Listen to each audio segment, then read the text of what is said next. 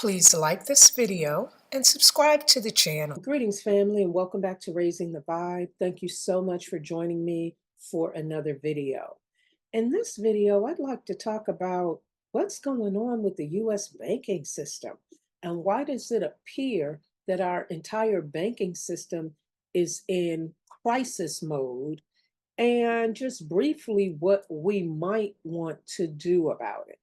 Before we get into it, I would ask, as always, that if you're not a subscriber, that you hit that subscribe button and also that you click on that thumbs up to like this video. Now let's get into it.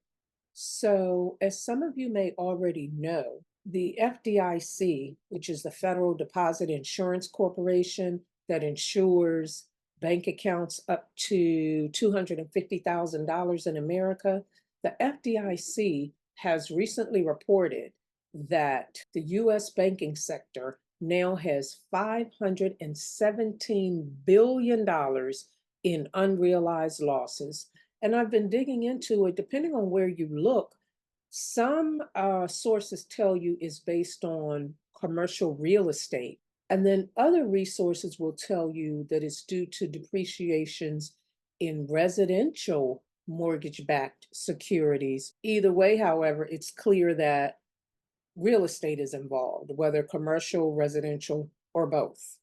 And they're also reporting that there are 63 troubled banking institutions. And those reports, as far as I'm aware, have come out very recently, this week, maybe last week, but everything I've seen has been this week. And of course, that's cause for concern among American citizens who utilize the banking system. The list of potentially failing banks is a confidential one. It's a list that's not disclosed. At the same time, sources indicating that commercial real estate, CRE, issues are causing bank problems. Some of those sources are indicating that upwards of 300 banks have an issue and would need to merge in order to avoid insolvency. No matter how you slice it, however, it is clear that the US banking system is struggling. The banking system that we all rely upon as institutions to save our money, to provide us with mortgage loans and other types of credit. And within the last 12 to 14 months, we've had 5 major banks fail, representing tens of billions of dollars in assets and deposits. Let's take a look at them. So the first major bank to fail within the last 14 or so months was the Silicon Valley Bank. And I imagine many of us heard about that last year. It failed in March of 2023. And that bank had over $209 billion in assets, as well as more than $175 billion in total deposits. Then, just a couple days later, on March 12 of 2023, we had Signature Bank in New York fail. That bank had more than $110 billion in assets and more than $88 billion in deposits. A little more than a month later, in April of 2023, First Republic Bank failed. And that bank was located in San Francisco, California, with almost $233 billion in assets and more than $104 billion in deposits.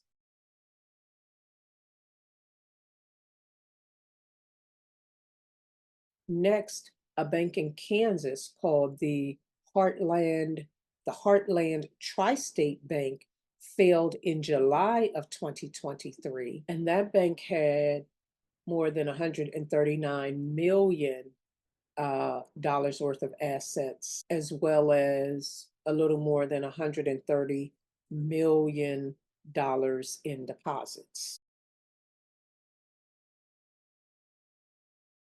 Then in November of 2023, We had Citizens Bank, which is located in Iowa, fail, and that bank had more than $65 million in assets and more than $58 million worth of deposits. And then just last month, in April of 2024, Republic First Bank in Pennsylvania failed. And then with that bank, we're back in the billions because that bank had almost $6 billion in assets and more than $4 billion in deposits.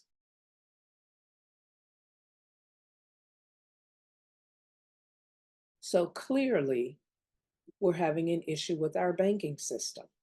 But as we all know, there's always a lot of trickery going on in the United States. So even as we're hearing about potential bank failures, about issues with unrealized losses from real estate, and on, everything that I've mentioned so far in this video, I also saw at least one article that said that US bank profits have jumped 79.5%. So apparently, these large firms were directed to pay billions of dollars in special fees to recover costs incurred by bank failures, like the ones I've named in this video, but they have refused to do so and have therefore recognized a 79.5% jump in profits.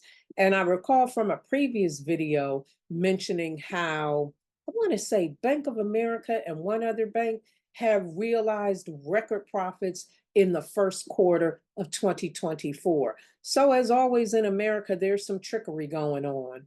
I don't know if it's only on paper, I don't know if it's in reality, but what I do know is that there are a lot of negative reports about our banking system and our monetary system, and we would all be wise to pay attention to them. While there are all these stories and videos out on the internet about the potential failure of the banks, the potential for the dollar collapsing, which has people predicting this formation of BRICS between Brazil, Russia, India, China, and South Africa, and a number of other companies who have joined in or want to join in with them, joining together to form their own currency. And people are saying that would destabilize and actually cause the collapse of the dollar.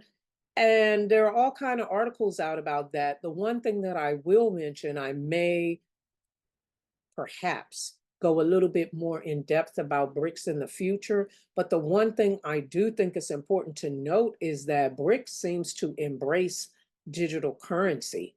So I'm not sure to what extent or what that would mean, because there's also been some mention of blockchain, which can be private and anonymous, but there's been specific mention of digital currency. In my humble opinion, that would be problematic as well. But there are a number of things floating around, theories and so forth, about why the American banking system is in trouble, why the dollar may crash or our economy may crash or collapse. But not that many people are talking about what should we do as American citizens to prepare ourselves for a potential such as that. And I, of course, am not a financial expert. However, I did look around to see if there are any little tips that are out there for us. And I found a couple which I want to share here. So we are told that historically, assets like gold and real estate tend to hold their value in times of economic and financial crisis in America. Some folks have also suggested investing in commodities such as precious metals, oil, and agricultural products. And then they speak about holding currency from economically stable countries and also investing in global mutual funds.